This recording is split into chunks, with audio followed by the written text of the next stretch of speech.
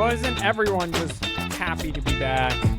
Listening to me, watching me, digging deep into sports for about 10 minutes a day. I am thy host, Captain Boring. This is your 10-minute sports report. It is Wednesday, the 13th of September, 2023. We are just chugging along right through the new year. I got some NFL stuff. I got some NBA stuff. I got more NFL stuff. And then I got,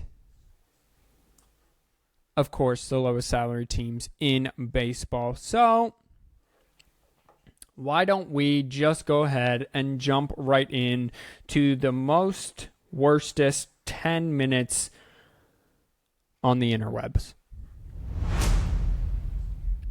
The Jets won Monday Night Football back on the 11th, 22-16 in an overtime thriller that saw rookie Victor Gibson return a 60-some yard punt in overtime to walk off. However, that's not the story of this game. The story of this game is that 4 plays in, with his new team, all shiny and new, running out of that tunnel with the American flag on 9/11 in New York, the crowd absolutely erupting against the Buffalo Bills.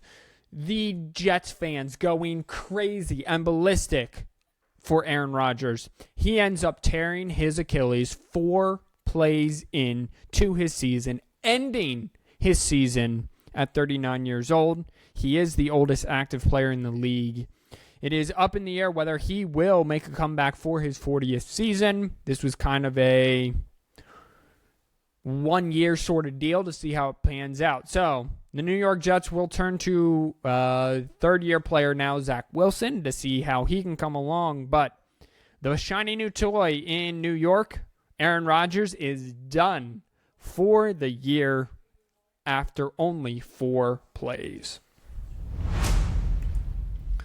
Every team is hit hard by injury in games once the season starts. The Eagles are no different. In their Week 1 win, 25-20 over the New England Patriots, the Eagles now are without 3 players: running back Kenneth Gainwell, cornerback James Bradbury, and safety Reed Blankenship for Thursday night's game against the Minnesota Vikings. Defensive tackle Fletcher Cox is listed as questionable, and middle linebacker, second-year player Nakobe Dean is out for the year on IR with a foot injury. So the Eagles, who are the Super Bowl runners-up from last season, are without some really good players and some players, mainly Nakobe Dean, that they were really counting on. And now Justin Jefferson, who leads the league after 1 week in receiving, gets to go at a belittled secondary.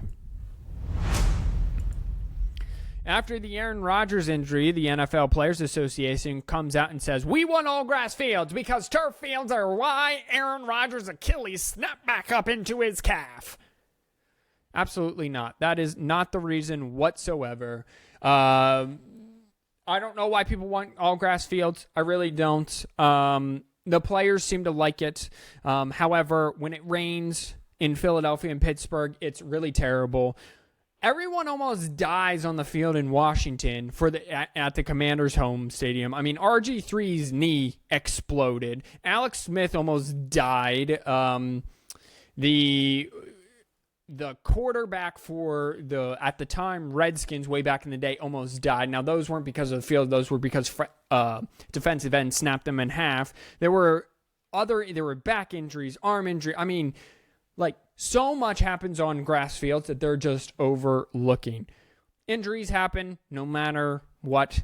These are gladiators. We are paying millions of dollars to gladiators running around the field. But the NFLPA, they say that grass is softer, landing on it when your head snaps back. However, I will state this: when it's frozen outside in the cold weather cities and you're hitting grass instead of turf, and you're hitting frozen grass instead of not frozen turf, which one do you think causes more concussions? I would just like to do that.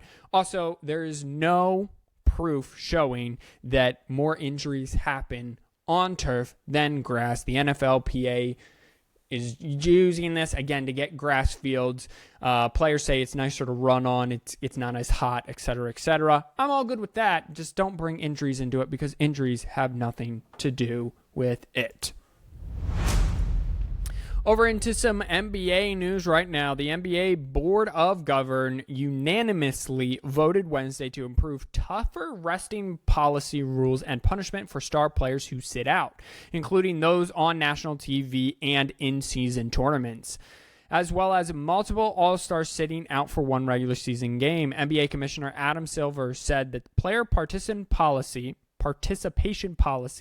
is, say that 4 times fast, is something that the NBA and the NFLPA and individual players and teams want to return to the principle that this is an 82-game league. Fines will now increase, including more than $1 million for each instance of violating the resting rules. Here's the deal. If you have a player that has made an all-star or an all-NBA team in one of the last 3 seasons, that is what the NBA is considering a star. You may not have 2 rests at one point, and they're going to restrict how many you can actually, how many like national TV and in-season tournaments you can do this. The league's goal is to strengthen the initial player resting policies that were adopted in the 2017-2018 season and new rules that mandate players participate in 65 regular season games to be eligible for postseason awards, including All-NBA, which is linked to contracts. So finally, these little soft babies who play in the NBA and can't play because they are all bent out of shape with their contract or they don't want to give 100% or something. You play a game for a living. Get off your butt and go play. And if you're a little tweaked up, guess what? Michael Jordan has 6 rings and played with the flu. So you're just worse than Michael Jordan and you're not even in the same category. I'm getting worked up with this. Let's move on to low salary. The lowest salary teams in baseball plug on towards the end. They are keep riding that train to the postseason. Last game, October 1st, so we are just a little over 3 weeks away. The Baltimore Orioles, they are in a loss to the Red Sox, win to the Cardinals, lose to the Red Sox. So they are on a 1-game losing period. It's not a streak because it has to be more than 2 games. They are 91-53. They're now only a cool, cozy 2.5 games ahead of the Tampa Bay Rays for first place in the AL East. Speaking of those Tampa Bay Rays, they are hot, hot, hot, hot. They have won 2 out of 3 to the Twins, 5-4 after losing 2-3. And they have won 1, 2, 3, 4, 5, 6, 7, 8. They have won 6 of their last 8 games and have closed the gap from 4 games to 2.5 games in a little over a week. Let's jump on over to the NL Central here. The NL Central Cincinnati Reds, they are now 7 games back of the Milwaukee Brewers, but that really doesn't matter because they're in competition for the final wild card spot. They are on a 2-game winning streak. They lost 2 out of 3 to the Cardinals, but then beat the Tigers in Detroit last night. That's game 1 of a 3-game home stand. Let's switch on over to the standings in general. The standings in general, I didn't pause long enough. I'm trying to get this in here. Standings in general. Orioles 2.5 games up on the Rays. Twins now 7 games up on the Guardians. That's pretty much a lock there. The Astros are now a game up on the Texas Rangers and a game and a half up on the Seattle Mariners. AL West, very fascinating knuckle-cracking sound. The Atlanta Braves in the National League are 16 games up on the Phillies. The Brewers are 4 games up on the Cubs and 7 on the Reds. And then the Dodgers are 13 games up on the Arizona Diamondbacks. Best team in baseball, record-wise, still the Atlanta Braves. Wild card. So wild card, Rays are 9 games ahead of everyone. Great.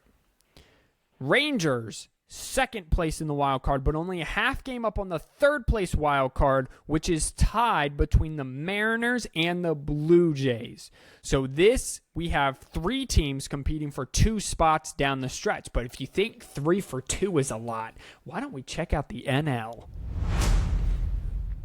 Ho, baby. So you got the Philadelphia Phillies 3.5 games up on the Chicago Cubs for the first wild card spot. Cubs in second wild card spot, 2 games up on the third place team, which is currently the Arizona Diamondbacks. The Arizona Diamondbacks are 1 game ahead of the Cincinnati Reds and 1.5 games ahead of the Giants and the Marlins. So, fighting for the last wild card spot is 4 teams. Fighting for the last 2 wild card spot is 5 teams. Phillies, little 5-game losing streak. They're out of the playoff. Reds, 5-game winning streak. They're in first place. In first wild card spot. Lots of stuff going on here. Lots of good stuff all around. And that will do it for your today 11-minute sports report. Thank you everyone for tuning in and participating. Comment down below. Did you make it to the end of this video? And if you did, would you rather have to touch every single light pole that you walked by, or every time you see a cow moo very loudly at the top of your lungs? So let me know. Comment down below.